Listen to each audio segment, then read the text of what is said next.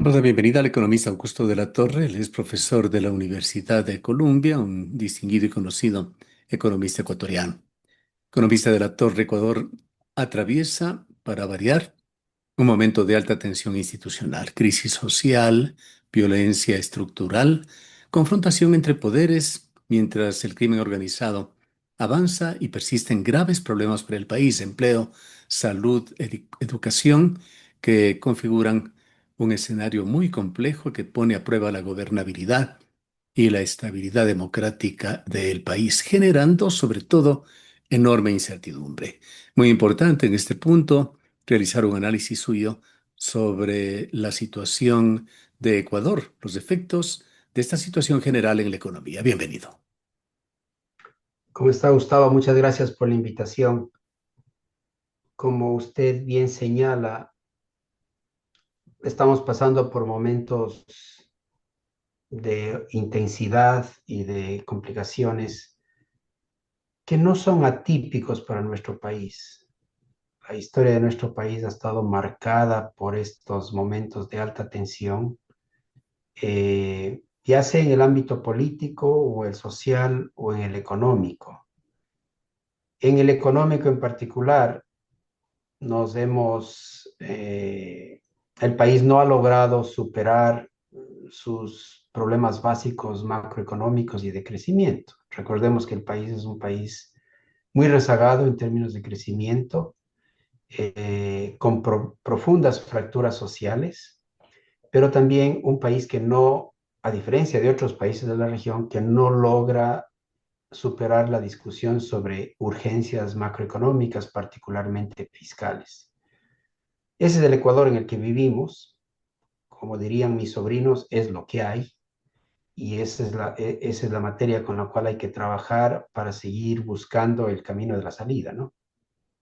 ¿Cómo ve usted este tema de una Asamblea Nacional Constituyente en Ecuador? Tema que más allá de la dimensión que tendría en cualquier circunstancia, está hoy marcada, de alguna manera motivada por esa confrontación entre el Ejecutivo y la Corte Constitucional.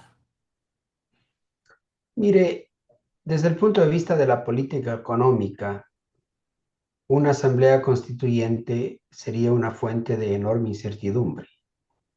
Podría paralizar por completo las decisiones importantes, cada vez más impostergables de política económica, y podrían generar un compás de espera que podría frenar la inversión.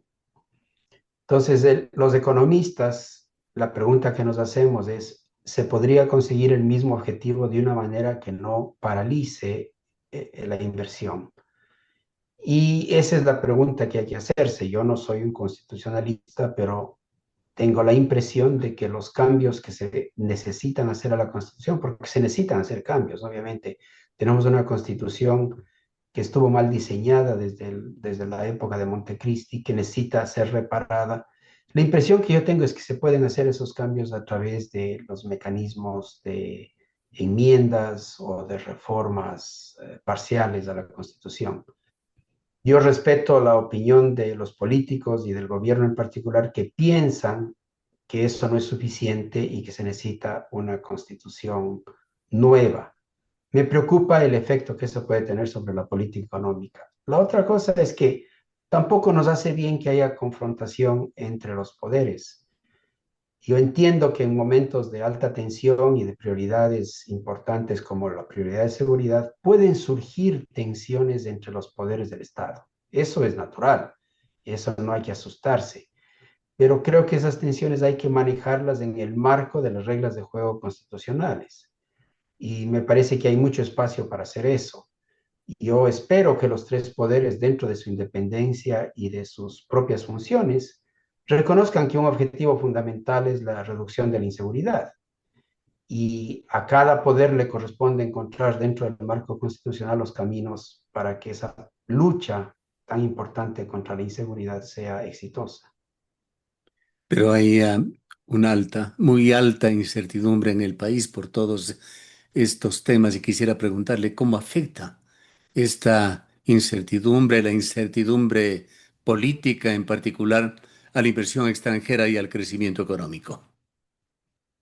Mire, la impresión que tengo yo es que la decisión reciente del gobierno de eliminar el subsidio al diésel para los inversionistas internacionales y los analistas económicos fue muy bienvenida. Y de hecho había una especie de repunte del entusiasmo del que el Ecuador estaba superando problemas fundamentales. Y claro, uno de los obstáculos más grandes al camino del progreso ha sido estos 50 años de un subsidio que no tiene fundamento lógico ni económico. Y me parece que las ideas que podrían sustentar la mantención del subsidio se han diluido y creo que poco a poco la población se da cuenta que los argumentos para defender ese subsidio ciego, generalizado, no focalizado, han desaparecido. Lo que quedan son, digamos, acciones de hecho, pero sin fundamento lógico. Cada uno de los argumentos que se daba para mantener el subsidio ha sido desmantelado con el tiempo. El argumento redistributivo, que era el más importante, cada vez se ve más claro que si yo quiero subsidiar a alguien y quiero subsidiar a la gente más vulnerable, tengo que hacerlo de manera focalizada. Por eso es que la eliminación del subsidio al diésel requiere de una compensación focalizada. Y me parece que la decisión de compensar a través del pasaje de los buses urbanos e interurbanos fue muy sabia. Creo que ese componente es el que más dolor puede causar a la clase, a la población más pobre, porque ellos usan intensivamente el transporte público. Por eso esa compensación ha estado bien diseñada y me parece que fue bien recibida por los mismos buceros que ya se están inscribiendo para recibir la compensación. Un argumento que nunca se ha dado, pero no se da con suficiente fuerza, es el argumento ambientalista. O sea, todos los amigos ambientalistas que pelean contra el extractivismo deberían estar felices de la vida de que hemos quitado un subsidio a la contaminación ambiental y al calentamiento global. Si hay una comunidad que debería estar contenta con esta decisión es la comunidad ambientalista, porque si yo peleo contra el extractivismo, pero no peleo contra él cuando me da un subsidio, hay una contradicción existencial de fondo. A mí me sorprende por qué los ambientalistas no están celebrando esta decisión de eliminar un subsidio a la destrucción del medio ambiente. Pero es que significa quitarle subsidio el consumir menos o significa nada más cambiar de bolsillo de quien lo paga. No, implica las dos cosas. Implica, primero, usar recursos públicos de manera focalizada para subsidiar el transporte público. Eso, en mi opinión, tiene sentido. No puede ser por toda la vida, pero hay que encontrar una manera de amortiguar el posible efecto negativo que la eliminación de subsidio tiene sobre ciertos segmentos vulnerables de la población. Por otro lado, un diésel más caro hace menos interesante sobreconsumirlo. Reduce drásticamente el uso del diésel en la minería ilegal, hace más caro producir droga en las zonas limítrofes del Ecuador porque el diésel se utiliza para calentar la droga y obviamente le da un golpe duro al contrabando, que era una manera de subsidiar a los peruanos o a los colombianos o a los chilenos al tener un diferencial de precios tan grande que incentiva el uso de los botes pesqueros para llevar diésel a esos países. Pero los temas mencionados no constituyen el grueso del consumo del diésel, quizá con excepción del tercero que podría ser cuantitativamente bastante grande. Lo fundamental está en el transporte público que usted ha tocado ya, pero en el transporte también de los productos, incluyendo en esto los productos alimenticios, que recordemos, y usted lo sabe, son uno de los rubros más incidentes en la composición de la inflación en el país. A ver, aquí hay que hacer dos aclaraciones. La primera, es absolutamente cierto que el aumento en el precio del diésel va a tener que implicar un aumento en los fletes del transporte pesado, de los camioneros. Eso no hay duda. Yo aprendí hace poco, no sabía esto, pero que los fletes del transporte pesado no son determinados libremente en el mercado, sino que hay una especie de acuerdo entre los camioneros, los grandes comerciantes y los grandes industriales para ponerse de acuerdo en los fletes. Obviamente, al flete hay que elevarlo para que absorba apropiadamente y no exageradamente un mayor costo del diésel. Que eso se traduzca en mayor inflación es absolutamente cuestionable. Eso se debería traducir en una elevación en el nivel de algunos precios. Por ejemplo, un cálculo muy sencillo, si usted piensa un flete de Quito a Guayaquil en un gran camión que lleva papas, va a subir el costo de transporte de las papas, pero el aumento en el nivel del precio de la papa va a ser posiblemente un centavo, va a ser muy modesto. Y los economistas distinguimos siempre entre el nivel del precio, que necesita ajustarse a las nuevas realidades del precio del diésel, y la inflación. La inflación es un porcentaje de aumento, un ritmo de aumento mensual o anual. En el Ecuador dolarizado, la inflación va a seguir siendo 1% por año.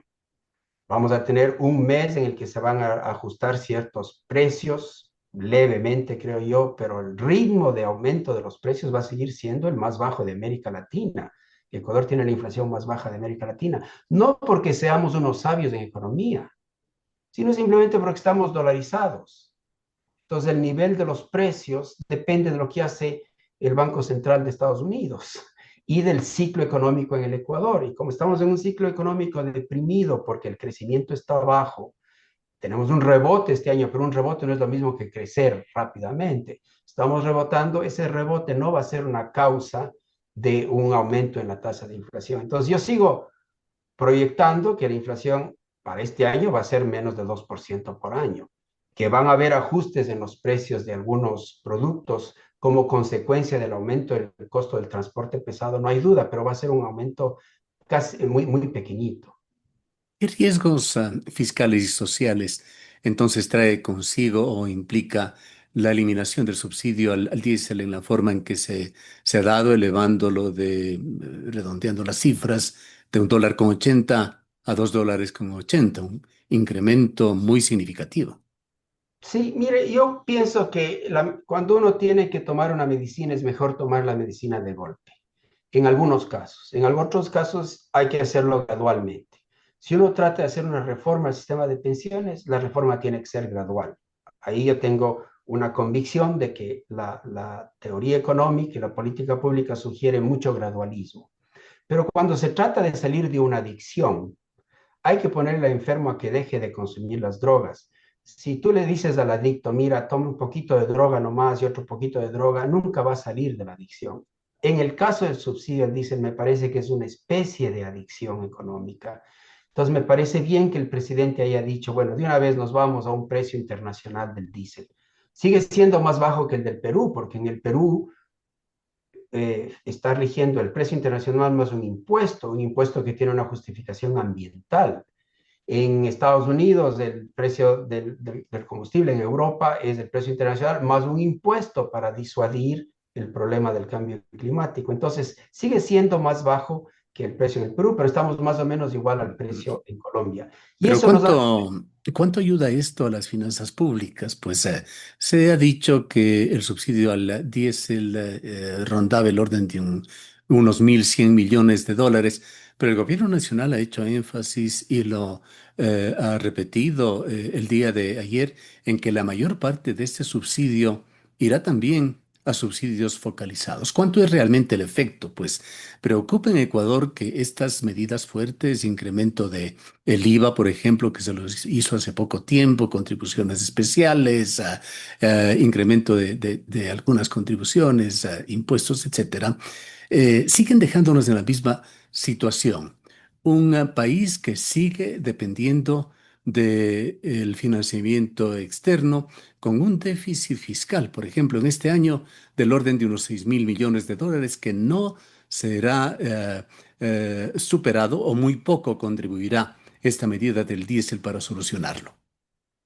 A ver, aquí hay como tres cosas que hay que conversar. Ujú. La primera es diferenciar entre la situación, el efecto permanente sobre el fisco versus el efecto temporal. El efecto transitorio y temporal, usted tiene toda la razón. No va a haber un beneficio enorme para la salud fiscal en el corto plazo, en los siguientes 9 o 12 meses, porque van a estar en efecto una serie de compensaciones y reorientación y focalización de los subsidios. y entonces el efecto de corto plazo sobre el presupuesto del Estado no va a exceder los 300 millones de dólares, porque 800 se van a ir en estos subsidios focalizados. Pero con el tiempo tendremos un fisco que tendrá 1.100 millones de dólares más en términos permanentes. Y lo que importa en la trayectoria fiscal es lo que es permanente. El Ecuador tiene demasiada temporalidad en lo que hace. Sube un impuesto este año, el próximo año otro, el siguiente. Ujú. Esa inestabilidad no le hace bien al Ecuador. El Ecuador necesita tener una estructura fiscal que vaya alineando los ingresos con los ingresos permanentes con los gastos permanentes. Ese camino sí se va a aliviar en esa trayectoria con esta medida del diésel. Pero Pero de esos 1.100 millones queda solamente una fracción para las por los soluciones, del resto va a seguir en subsidios. Sí, por los primeros 12 o 15 meses. El gobierno ha sido claro que eventualmente se van a ir reduciendo los subsidios focalizados de manera que el neto para las finanzas públicas puede ser superior. Pero mi querido Gustavo, yo no le veo el argumento más fuerte para la eliminación de subsidio de diésel en las cuentas fiscales. Sé que es el argumento que más frecuentemente se esgrime. Para mí, los tres argumentos fuertes en favor de la eliminación del diésel es el uno distributivo. Es muy injusto que se le dé un subsidio a todo el mundo que use el diésel, independientemente si es rico o pobre. Los subsidios tienen que ser focalizados por razones de justicia y equidad social. El segundo argumento que me parece muy potente es el argumento ambiental. Yo no quiero subsidiar la contaminación ambiental y la destrucción del medio ambiente, que ya está bastante resentido. Y el tercer argumento, que es el que quería mencionar ahora, es que con un diésel a precios internacionales se abre una posibilidad enorme para que el Ecuador haga una profunda reforma estructural en el mercado de combustibles. Eso implica quitarle el monopolio de la comercialización y de la importación de combustibles a Petroecuador, hacerle competir. Tres cosas se necesitan para ello. Primero, que el petróleo crudo sea vendido a la refinería al mismo precio al cual se podría exportar. Primera cosa. Segunda cosa, que Petroecuador en la transición permite el uso de las bombas de los tanques de almacenamiento para que otros importadores puedan traer diésel. Y tercera cosa, abrir el mercado de distribución interna y de importación a mejores postores. Creo que eso nos va a traer combustibles de mejor calidad, vamos a poder reemplazar los buses por buses más eficientes. Hay muchos sistemas de transporte público que usan diésel, pero en el Ecuador no se pueden importar porque el diésel que tenemos es de pésima calidad. Entonces, para mí, el paso que nos falta dar es ir a un mercado de combustibles que ya no tenga el monopolio, que es además una mafia, con un montón de riesgos de corrupción, el monopolio en la refinación y en la comercialización del combustible. Eso debería ser supervisado por una entidad pública que regula y protege al consumidor, pero debería ser un mercado abierto a la competencia. Ese paso todavía nos falta, pero se hace más posible dar ese paso una vez que estamos ya viviendo con precios internacionales. Pero ¿qué es lo que tiene que suceder en Ecuador para que se solucionen los problemas más drásticos? Primero, diría paralizar o detener en forma drástica esta situación de violencia, de creciente violencia, pues Ecuador va a romper récords nuevamente en muertes violentas, uno de los principales indicadores en este año, que a estas alturas han superado ya aquellos macabros récords del año anterior. ¿Qué medidas implicarían también que el gobierno enfrente la informalidad laboral que supere el 50%? Señalan que el 60, el 70% del trabajo en Ecuador cae dentro de ese marco de lo informal. Se necesitan también reactivar el empleo juvenil para que la gente deje de emigrar y los jóvenes vean que hay mejores oportunidades en Ecuador y reformas estructurales que mejoren los sistemas básicos, esenciales, que tienen una alta incidencia social, como la salud, la educación, además de dar mejores condiciones de productividad. ¿Qué milagro tiene que hacerse en Ecuador para superar estos que son los problemas fundamentales del país? Claro, usted, Gustavo, está señalando la necesidad de tener una agenda amplia de política pública en el ámbito de la inclusión y equidad social. también en el ámbito de la productividad y del empleo. En la inclusión y equidad social tenemos los grandes temas de salud, de pensiones y de educación, que necesitan repararse con reformas a fondo.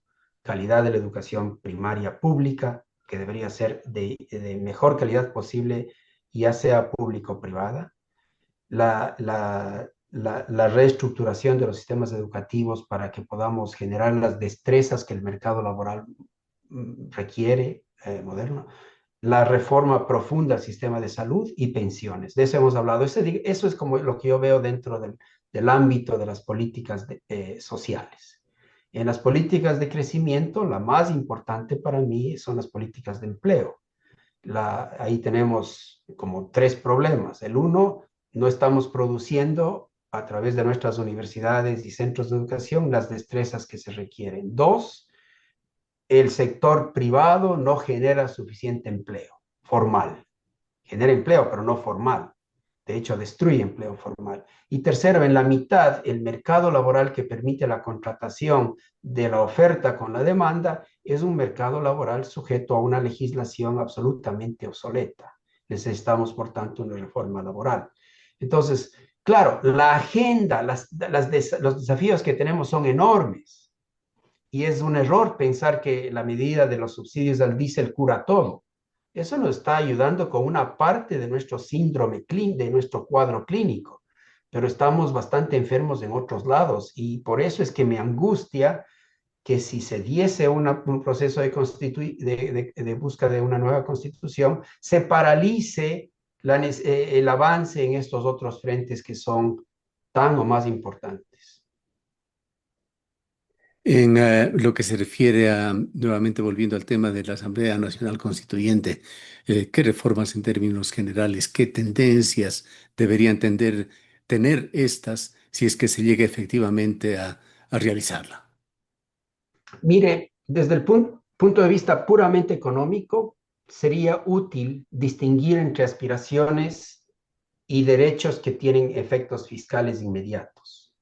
El país tiene tiene toda la razón de aspirar a una serie de objetivos de equidad social y de igualdad y de todo lo demás, pero si la Constitución empieza a identificar gastos sin financiamiento, vamos a tener que la Constitución, desafortunadamente, como lo sentimos ahora, es una fuente de desequilibrio fiscal, porque, por ejemplo, dictamina que hay que aumentar cada año los gastos en educación y salud sin identificar el financiamiento. Entonces, sería bueno que en la parte económica la Constitución obligue a las autoridades y al sistema político a hacer las propuestas de gasto, siempre acompañando con identificación de los ingresos apropiados. Y crear una disciplina de ese tipo creo que sería útil, porque una constitución garantista puede tener un lado muy malo, que es que nos genera grandes problemas de desequilibrio fiscal, que se enumeren y que se aclaren los grandes derechos y las aspiraciones. Eso tiene todo el sentido. Como dice la Constitución de los Estados Unidos, partimos del supuesto de que todos hemos sido creados iguales y que tenemos derecho a la vida y a la libertad, y etcétera, etcétera. Eso está muy bien decir, pero de ahí decir que entonces hay que gastar un punto del PIB cada vez más en educación, si no se incluso si no se identifican los ingresos, me parece que es una locura. En la parte ya de la concepción del Estado, creo que pensamos en el tiempo del presidente Correa que éramos más inteligentes que Montesquieu y se nos ocurrió crear dos poderes adicionales para los cuales no habíamos pensado lo suficiente. Entonces me parece que sería sano regresar a la idea de tres poderes fundamentales: el legislativo, el judicial y el ejecutivo, con los pesos y contrapesos apropiados. Restablecer la independencia de ciertas instituciones que son necesarias para el Estado, la Contraloría, el Banco Central, la Superintendencia de Bancos, etcétera, y eliminar este mamotreto que es el Consejo de Participación Ciudadana, que lo único que es ofrece un canal para politizar cosas importantes del Estado, por ejemplo, la designación de miembros de entidades de control. Y me parece que nos queda por discutir temas claves sobre los cuales yo no soy un experto, por ejemplo, cómo se eligen en qué, por ejemplo, si se eligen o no se eligen los asambleístas en la primera o en la segunda vuelta. Yo tengo la impresión, se me hace a mí que sería mejor que sea en la segunda vuelta para tener mayor gobernabilidad. Si tenemos una cámara o dos cámaras, esas cosas se pueden y se deben discutir. El tiempo se nos va quedando corto, economista de la Torre, pero quisiera preguntarle si es que usted tiene claridad en cuanto a la propuesta del gobierno, pues, y esto le hablo ya a título personal, lo que he visto no ha sido más allá de ir a una asamblea constituyente, basado sobre todo en esa oferta de desaparecer o por lo menos cambiar radicalmente las atribuciones del Consejo de Participación Ciudadana y Control Social, pero no hemos visto ninguna oferta más concreta o un proyecto de Asamblea Nacional Constituyente como para que los ecuatorianos podamos tomar una decisión consciente en las urnas. Lo que sí hemos visto es una actitud del presidente de la República que se ha reflejado en sus acciones de gobierno de tratar de tener mayor autoridad, incluso poniendo en seria duda el sistema democrático de Ecuador, abogando por un presidencialismo que ya ha sido calificado de antemano en la controvertida constitución de Montecristi como una constitución hiperpresidencialista. Sí, mire, una de las artes de la creación del Estado y del contrato social que necesita para crear un Estado es, para mí, la idea fundamental de que el Estado se crea para proteger ciertos derechos fundamentales de la sociedad y de los individuos. O sea, el Estado no crea derechos, el Estado los protege y los defiende. Y para hacerlo tiene que tener un balance. Hemos aprendido a lo largo de muchos años que las democracias que funcionan son democracias que tienen independencia de poderes con apropiados pesos y contrapesos, todos ellos asentados en una cultura cívica, porque si uno no tiene cultura cívica en cierto consenso en cómo queremos convivir, cualquier cosa que hagamos formalmente no nos va a ayudar. Pero formalmente, esta idea de tener un Estado que protege ciertos derechos, que tiene tres funciones bien claras y que tiene los pesos y contrapesos para ejercer cierta Ujú, disciplina, hace que la democracia sea el sistema, como decía Winston Churchill, es el peor sistema que tenemos, excepto todos los demás. O sea, la democracia tiene problemas, es ineficiente, requiere de consensos, hay que pelearse, hay que jalarse los pelos, pero nos pone reglas de juego a través de las cuales se puede mantener una conversación social ujú. productiva. Y creo que a eso vamos. Lamentablemente, ir a una constituyente no nos garantiza eso, porque tenemos que ir a la constituyente con una visión de lo que queremos y a mí se me antoja que crear una nueva constitución no necesariamente nos va a arreglar los problemas. Me parece a mí que íbamos bien por el camino de las enmiendas y de las reformas parciales a la Claro, constitución. hay un altísimo riesgo que cualquiera sea la idea del presidente de la República y del gobierno, las cosas salgan al revés. Nadie puede garantizar los resultados finales de una asamblea constituyente en ningún país, menos en Ecuador. Menos en Ecuador. Vea usted lo que le pasó al presidente Boric, que vino con una agenda de hacer una nueva constituyente y se le trabó dos o tres veces y el país se paralizó por largo tiempo. Y eso en un país mucho más capaz de tener una conversación cívica como es Chile. Entonces, el ir a una constituyente podría ser esto de ir por lana y salir trasquilado. Entonces, tengo mis dudas sobre ello. No soy el constitucionalista, no soy el político. Y si vamos a ir a una constituyente, más vale ir con los ojos bien abiertos, con una visión clara de lo que queremos y evitando, esto sí me parece importante, evitando que sea una constituyente que tenga plenos poderes para todo, que es lo que pasó con la de Montecristi. Necesitamos dejar vigente la asamblea actual y el sistema constitucional actual mientras un grupo de ecuatorianos de buena voluntad redactan una nueva constitución que ojalá sea redactada para que sea mucho mejor que la actual. Pero esta idea de ir a una constituyente con poderes completos a mí me produce enormes temores. Mientras tanto, con esto finalizamos. Tenemos que prepararnos de alguna manera para pagar peaje a ese alto grado de incertidumbre que se está generando ya. Así es, yo espero que pronto se tengan las preguntas que van a ir al referéndum, que las preguntas se esclarezcan a través de un diálogo nacional entre hoy y el momento en que se vote, y ahí los ecuatorianos podremos decidir los pros y los contras de votar sí o no en cada pregunta, porque cada pregunta es independiente. O sea, yo necesito que me convenzan que la constituyente es mejor que otras alternativas Bien, y que es un camino seguro que no nos va a poner en camino hacia el precipicio. Todavía no estoy convencido. Si esa pregunta va a ser ahí, necesitamos conversar sobre esa pregunta entre hoy y noviembre y ahí decidiré si vale la pena decir sí o no a esa pregunta. bien. Queremos agradecerle mucho por habernos acompañado. Que esté muy bien, Gustavo. Muchas gracias por la invitación. Declaraciones del economista Augusto de la Torre, analista económico, profesor de la Universidad de Columbia.